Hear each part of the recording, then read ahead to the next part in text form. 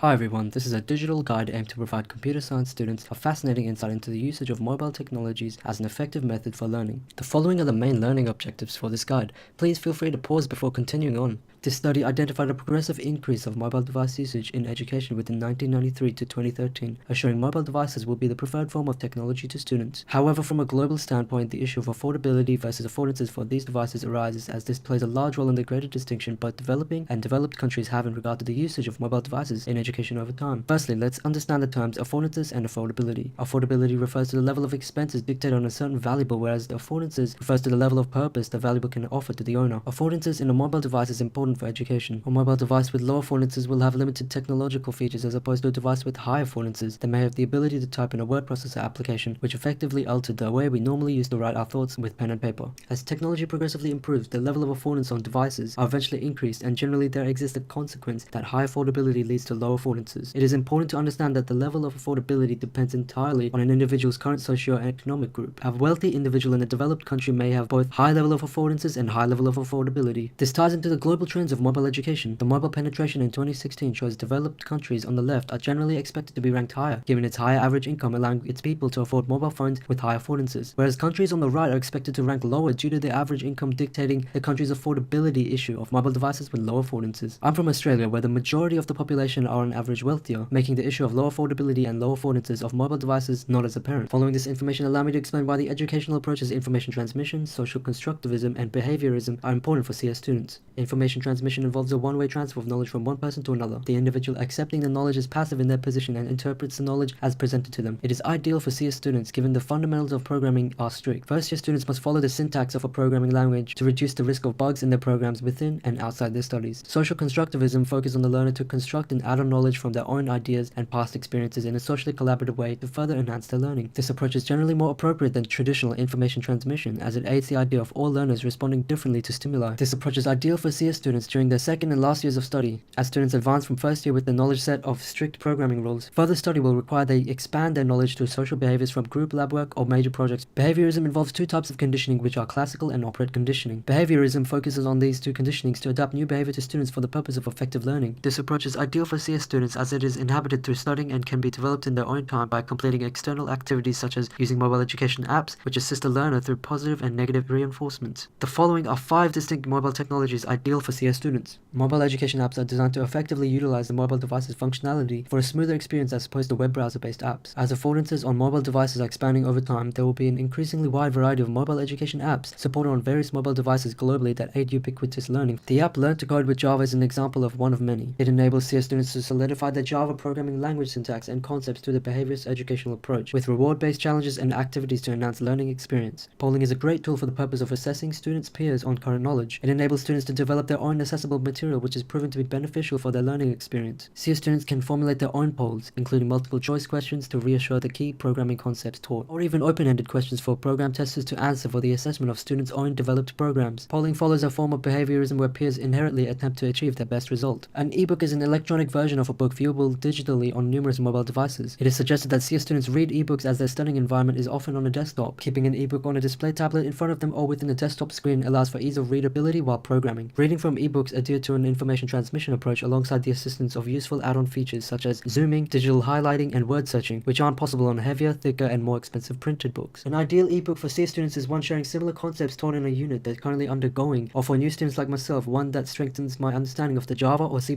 programming language. Mind maps are an effective tool for brainstorming ideas in an organized and visually appealing way for memorable learning. Mind map creation is ubiquitous because it can be accomplished through web apps from most modern mobile devices or directly on paper, eliminating the issue of affordability for students in a developing country. An example of a mind map in the CS field involves branching out programming language-specific functionality. Mind map creation done this way enables an effective information transmission approach through visual stimuli such as distinctive colors and images. Additionally, mind maps constructed with peer developers to brainstorm ideas for an upcoming programming project aids a social constructivist approach to CS students' learning. Augmented reality applications overlays digital information over students' physical surroundings through their mobile device camera. AR assists on the development of seamless learning, which is both situated and constructivist. The technology of AR unfortunately supports certain mobile devices devices with high affordances because the rendering of digital information in real time monopolizes most of the mobile's performance. AI applications like Learn CS and AI displays principal data structures visually around objects, allowing CS students to visualize their workings to animations to provide an engaging and ubiquitous learning experience. I thank these two students for their responses here. My modifications was to include more relatable explanations and examples to appeal more to CS students, as well as omit unnecessary explanations to give the guide more clarity and conciseness. Thank you for watching.